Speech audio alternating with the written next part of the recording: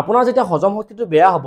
তেতিয়া যে অকল আপোনাৰ ভোক নলগা গেছ বা এচিডিটি হোৱা বা পেটটো ফুলা ফুলা লগাৰ দৰে সমস্যা হ'ব অকল তেনেকুৱা নহয় আপোনাৰ যেতিয়া ভালকৈ হজম নহ'ব তেতিয়াহ'লে আপুনি যি খাইছে সেইখিনি ভালকৈ বডিয়ে ল'ব নোৱাৰিব আৰু তাৰ ফলত আপুনি বহুত দুৰ্বল অনুভৱ কৰিব আৰু বহুত জলদি জলদি আপোনাৰ ভাগৰ লাগিব ইয়াৰ উপৰিও আপোনাৰ পায়খানাটো ইৰেগুলাৰ হ'ব ইয়াৰ উপৰিও বহুত মানুহৰ দেখা গৈছে যাৰ হজম শক্তি ভাল নহয় তেওঁলোকৰ চুলি সৰা পিম্পলছ হোৱা আৰু গাঁঠিৰ বিষৰ দৰে সমস্যা হোৱা দেখা গৈছে নমস্কাৰ মই ডক্টৰ হৃদয়জ্যোতি ডেকা আপুনি যদি এই চেনেলটো এতিয়ালৈ সাবস্ক্ৰাইব কৰা নাই তেতিয়াহ'লে সাবস্ক্ৰাইব কৰি লওক কাৰণ এই চেনেলটোত আপোনাৰ বাবে হেলদি ভিডিঅ'বোৰ আহি থাকে আপোনাৰ হজম শক্তিটো বঢ়াবৰ কাৰণে আপোনাৰ কেইটামান বেয়া অভ্যাস আপুনি এৰিব লাগিব আৰু কেইটামান ভাল অভ্যাস আপোনাৰ জীৱনত অৱলম্বন কৰিব লাগিব আৰু যদি আপুনি তেনেকুৱা কৰে আৰু আপুনি অকমান সময় দিয়ে তেতিয়াহ'লে আপুনি আকৌ আগৰ দৰে আপোনাৰ এটা ডাইজেষ্টিভ সিস্টেম আৰু আকৌ আগৰ দৰে আপোনাৰ হজম শক্তি পাব পাৰে আৰু আপুনি যদি ভাবে এইটো এটা সৰু সমস্যা আৰু সেই ভাবি যদি আপুনি ইগনোৰ কৰি থাকে তেতিয়াহ'লে পিছত গৈ আপোনাৰ irritable bowel সিনড্ৰম inflammatory bowel disease আৰু বিভিন্ন ধৰণৰ বেমাৰৰ সন্মুখীন হ'বলগীয়া হ'ব পাৰে আপোনাক আজি আমি এই ভিডিঅ'টোত জনাম 7টা এনেকুৱা অভ্যাসৰ বিষয়ে এই অভ্যাসকেইটা আপুনি যদি জীৱনত পালন কৰে তেতিয়াহ'লে আপোনাৰ হজম শক্তি আকৌ আগৰ দৰে হ'ব আৰু আমি শেষত জানিম আপোনাৰ কোনকেইটা বেমাৰৰ লক্ষণক আপুনি কেতিয়া ইগনোৰ নকৰিব আৰু অতি সোনকালে আপুনি ডক্টৰৰ সহায় ল'ব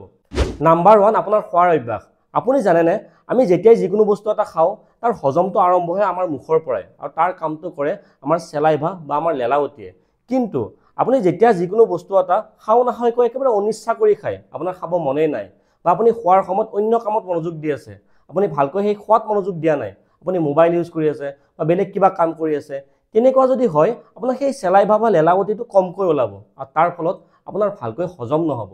কাৰণ আমাৰ যিটো ডাইজেশ্যন থাকে আমাৰ পেটৰ যিটো হজম শক্তি থাকে সেইটো কন্ট্ৰোল কৰে আমাৰ ব্ৰেইনৰ আৰু আপুনি যেতিয়া খোৱাৰ সময়ত বেলেগ কামত মনোযোগ দি থাকিব তেতিয়া আমাৰ মুখৰ চেলাইভাটো কমকৈ ওলাবই ইয়াৰ উপৰিও পেটৰ ভিতৰত যিবোৰ এচিড থাকে আৰু যিবোৰ এনজাইম থাকে যিবোৰে আমাৰ হজম শক্তিটোক ভাল কৰে সেইবোৰৰ কমকৈ ওলাব আৰু তাৰ ফলত আপোনাৰ হজমটো ভালকৈ নহ'ব আৰু বডিয়ে যিখিনি পাব লাগিছিল সেইখিনি নাপাব ইয়াৰ উপৰিও আমাৰ বহুতে কি কৰে বহুত স্পিডত ভাত খায় আৰু যেতিয়া আপুনি বহুত স্পিডত ভাত খায় তেতিয়াও এই চেলাইভাবিলাক এই এনজাইমবিলাক কমকৈ ওলাব আৰু হজম শক্তিটো কমি যাব সেইকাৰণে আপুনি 2 মিনিটত যদি আপুনি ভাত খাই শেষ কৰে তাৰ ঠাইত আপুনি 10 মিনিট লওক আৰু একেবাৰতে বহুত খোৱাৰ ঠাইত আপুনি কমকৈ 4 ঘণ্টাৰ মূৰে মূৰে আপুনি বেছি সময়ৰ কাৰণে খাওক তেনেকুৱা কৰিলে আপোনাৰ হজম শক্তিটো ভাল হ'ব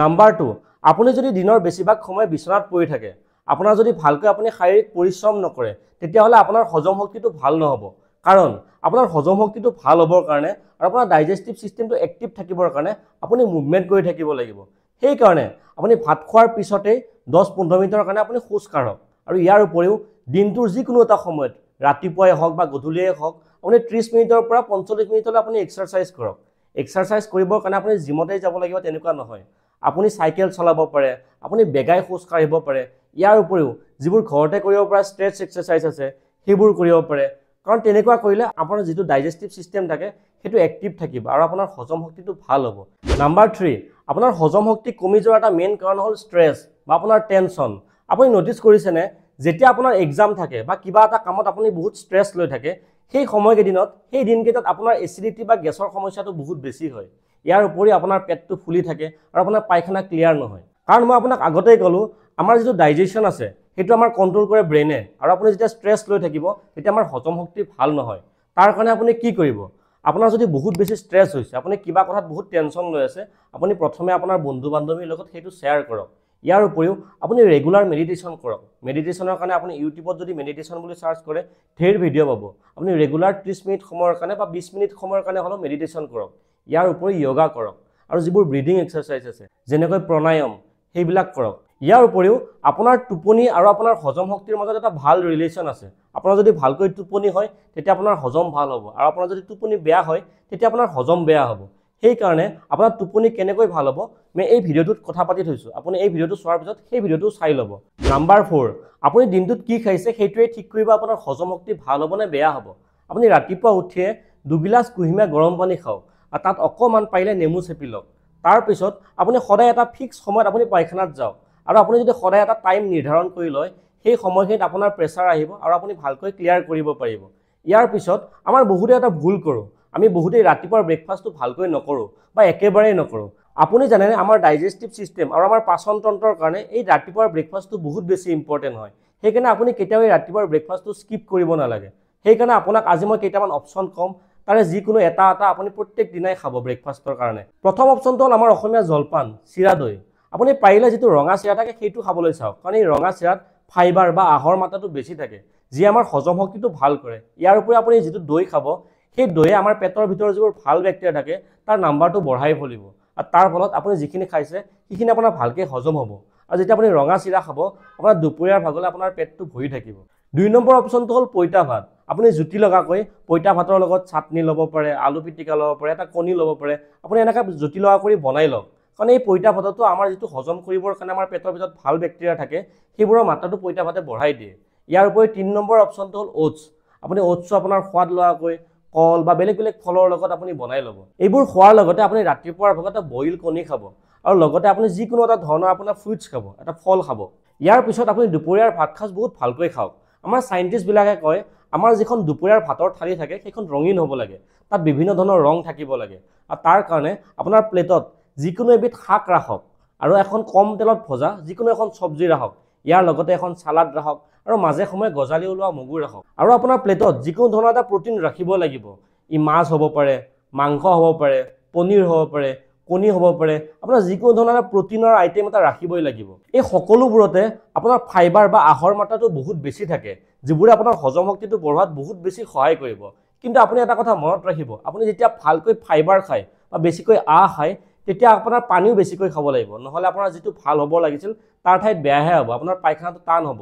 আপুনি দুপৰীয়া ভাত সাজ খোৱাৰ পিছত আপুনি একাপ দৈ খাওক, আৰু এই দৈয়ে আপোনাৰ পেটৰ ভিতৰত যিবোৰ ভাল বেক্টেৰিয়া থাকে তাৰ নাম্বাৰটো বঢ়াই তোলে, আৰু তাৰ ফলত আপুনি খোৱাখিনি ভালকৈ হজম হ'ব। আৰু আপুনি ৰাতিৰ ভাত সাজ বহুত জল্দি খাওক, পাৰিলে 8টা বজাৰ আগতে খাবলৈ চাওক, 6:30 মানতে খাই শেষ কৰিবলৈ চাওক। ৰাতিৰ ভাত সাজ একেবাৰে লাইট কৰি খাব, বেছি খাব নালাগে। আৰু বহুতৰে এনেকুৱা দেখা যায় ৰাতি যদি চালাড খায়, কেঁচা চালাড খায়, তেতিয়াহ'লে এচিডিটি বা গেছৰ সমস্যা হোৱা দেখা যায়। সেইকাৰণে পাৰিলে সেইটো এভইড কৰক। আৰু আপুনি ৰাতি ভাত খোৱাৰ পিছত ৰাতি টোপনি যোৱাৰ আগলৈকে আপুনি বেলেগ একো বস্তু নাখাব, চাহ কফিয়ে হওক বা একোৱে নাখাব, অকল পানী খালে খাব পাৰে। নাম্বাৰ 5, আমি বহুত কিছুমান নাখাবলগীয়া খাদ্য খোৱাৰ ফলত আমাৰ হজম শক্তিটো কমি আহে। আমাৰ বহুতৰে এনেকুৱা দেখা যায় গাখীৰ বা গাখীৰেৰে বনোৱা যিকোনো খাদ্য খালে গেছ বা এচিডিটিৰ সমস্যাটো বেছি হয়, পেটটো ফুলা ফুলা লাগে, কাৰণ তেনেকুৱা মানুহৰ লেক্টোজ ইনটলাৰেঞ্চৰ দৰে এটা কণ্ডিশ্যন হ'ব পাৰে, আৰু সেইকাৰণে তেওঁলোকে গাখীৰ বা গাখীৰেৰে বনোৱা যিকোনো খাদ্য খোৱাটো এভইড কৰিব লাগে। ইয়াৰ লগতে এনেকুৱা কিছুমান খাদ্য আছে যিবোৰে আমাৰ হজম শক্তিটো বেয়া কৰি পেলাইছে, আৰু সেইবোৰ হ'ল কোল্ড ড্ৰিংকছ আৰু বিভিন্ন ধৰণৰ বটলত পোৱা যিবোৰ ফ্ৰুট জুচ আছে, আৰু পেকেটত পোৱা যিবোৰ ফ্ৰাইড আইটেমছ আছে।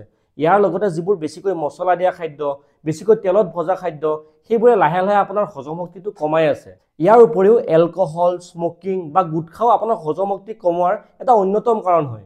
নাম্বাৰ 6, আপোনাৰ যদি হজম শক্তি বেয়া হয়, ইয়াৰ এটা অন্যতম কাৰণ হ'ল আমাৰ যেতিয়াই যিকোনো এটা বেমাৰ হয় আমি নিজেই বা আমি ফাৰ্মাচীত গৈ এটা এণ্টিবায়'টিক টেবলেট কিনি আনো, আৰু এই এণ্টিবায়'টিক টেবলেটটো হয়তো আপোনাক দৰকাৰেই নাছিল, বা সেইটো এণ্টিবায়'টিক হয়তো আপোনাৰ কাৰণে বনাই নাছিলে, আৰু তেনে ফলত আপোনাৰ সেইবোৰ খোৱাৰ ফলত আপোনাৰ পেটৰ ভিতৰত যিবোৰ ভাল বেক্টেৰিয়া থাকে সেইবোৰ মৰি যায়, আৰু সেইবোৰৰ পৰিমাণটো কমি যায়, ফলত আপোনাৰ হজম শক্তিটো বেয়া হৈ আহে। ইয়াৰ উপৰিও আমাৰ বহুতৰে এনেকুৱা হৈছে আপোনাৰ এচিডিটি বা গেছৰ টেবলেট সদায় খাব লাগে, নহ'লে নহয়ে। আৰু লগতে বহুতে কি কৰে আজিকালি, পেট চাফা কৰা এটা মেডিচিন আহিছে, সেইটো ৰেগুলাৰ খায়, আৰু আপুনি যদি এইবোৰ মেডিচিন যদি ৰেগুলাৰ বহুত দিনৰ কাৰণে খাই থাকে, আপোনাৰ হজম শক্তিটো বেয়া হৈ যাব। নাম্বাৰ 7, পানী। আমাৰ বহুতে এটা বহুত ভুল কৰে, আমি ভাত খোৱাৰ সময়ত আমি বহুত বেছি লগত পানী খাওঁ, আৰু ভাত খোৱাৰ পিছতে বহুত পানী খাওঁ। তেনেকুৱা যদি আপুনি কৰে, আপোনাৰ খোৱাখিনি ভালকৈ হজম নহ'ব, আপুনি যি খাইছে বডিয়ে ভালকৈ ল'ব নোৱাৰিব। তাৰ কাৰণে আপুনি কি কৰক, আপুনি ভাত খোৱাৰ আধা ঘণ্টা আগতেই পানী খাওক, আৰু ভাত খোৱাৰ পিছত আধা ঘণ্টা 1 ঘণ্টাৰ পিছতহে পানী খাওক, আৰু আপুনি গোটেই দিনটোত 3.5 পৰা 4 লিটাৰ পানী আপুনি হিচাপ কৰি কৰি খাওক।